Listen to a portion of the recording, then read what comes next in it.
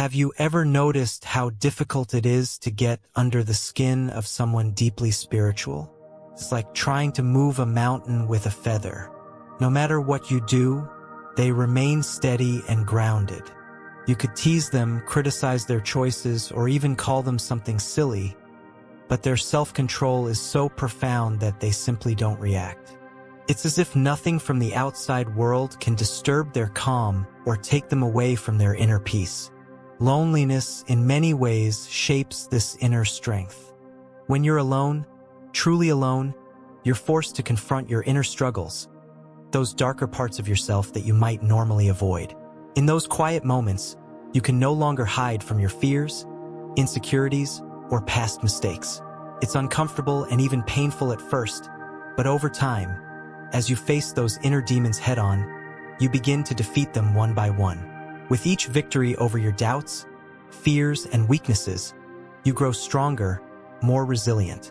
This is what gives highly spiritual people their nerves of steel. They fought the hardest battles not with others, but within themselves. Once you've conquered your own inner chaos, there's not much the outside world can do to rattle you. Insults, criticism, or harsh words simply slip off like water off a rock.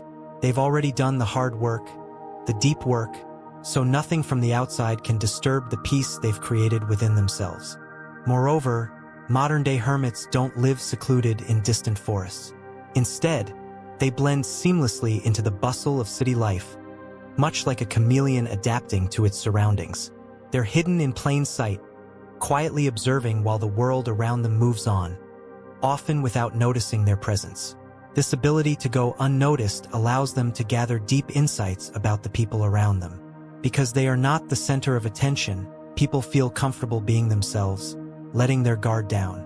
This is what makes it so difficult to deceive a spiritual person. Through their time spent in solitude and observation, they gather an incredible amount of knowledge about human nature. They pay attention to the small details that most people miss, learning to understand the true intentions behind people's words and actions. It's as though they possess a kind of inner X-ray vision, seeing through superficial layers to the deeper motivations that drive others.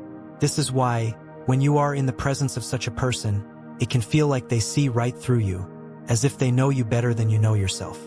Additionally, think about how, when you first try to meditate, it's almost impossible to sit still for even 5 minutes. Your mind becomes overwhelmed with endless thoughts, and you start to feel restless, anxious, and bored. In much the same way, when people are suddenly faced with periods of unwanted loneliness, they often feel desperate, as if they can't bear the stillness.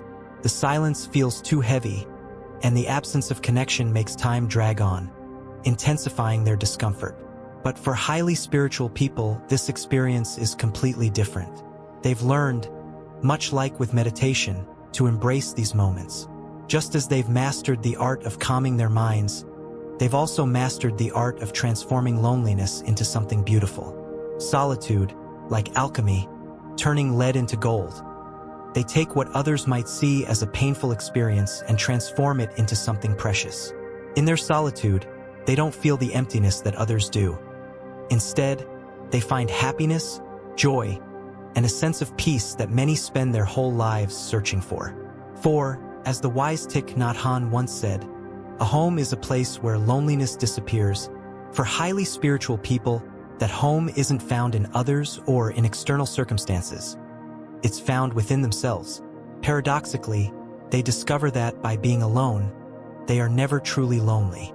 They create a space within where they feel deeply connected to their own essence, where solitude becomes a place of comfort, not isolation. Furthermore, as Javier Bardem wisely said at the San Sebastian Film Festival, it's easier to look at the other and recognize what drives us apart, rather than what brings us together. Highly spiritual people understand this truth all too well. While most of us are quick to point out differences, they have learned, through their periods of deep solitude, to tune into something much more profound: the unspoken emotions that connect us all. They have spent so much time reflecting on their own inner worlds that they've developed a sensitivity to the feelings that others carry but rarely express. These individuals have an almost intuitive ability to detect the pain points that we all share, even when we're afraid to admit them. Whether it's fear, loneliness, or longing, Highly spiritual people can sense it in others because they face those very same feelings within themselves. This gives them a unique advantage, both personally and professionally.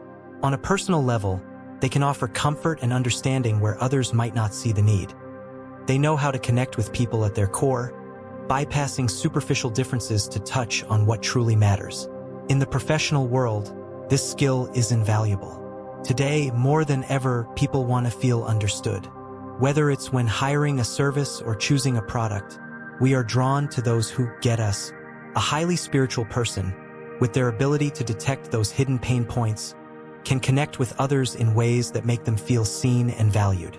This understanding is like a bridge, turning what might separate us into a way of coming together.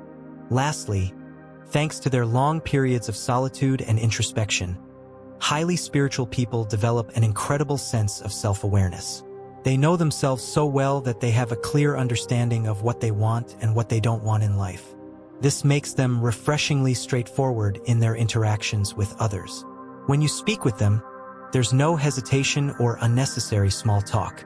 It's as if you're watching a Netflix series, and they've already hit the skip intro button to dive straight into the main storyline. They don't waste time with distractions or evasiveness. They go right to the heart of the matter. Because they are so deeply in tune with themselves, they are also decisive. When you ask them for something, they will give you a clear and immediate answer, either yes or no. There's no need for second-guessing, guilt, or bad conscience. They are at peace with their choices, knowing that saying no is just as valuable as saying yes. They live by the wisdom of an old Spanish saying, "In the gift of asking is the virtue of not giving."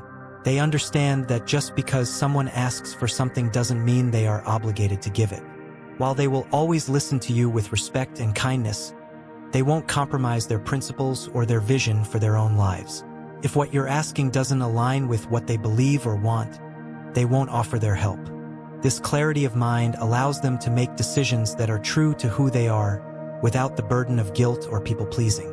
It's this mental hyperclarity that sets them apart, giving them the ability to act with both honesty and integrity, no matter the situation. I hope you enjoyed watching my video. If you're still with me, please leave a comment on what you learned or what you would like to add. I would appreciate it. As always, wishing you a beautiful day.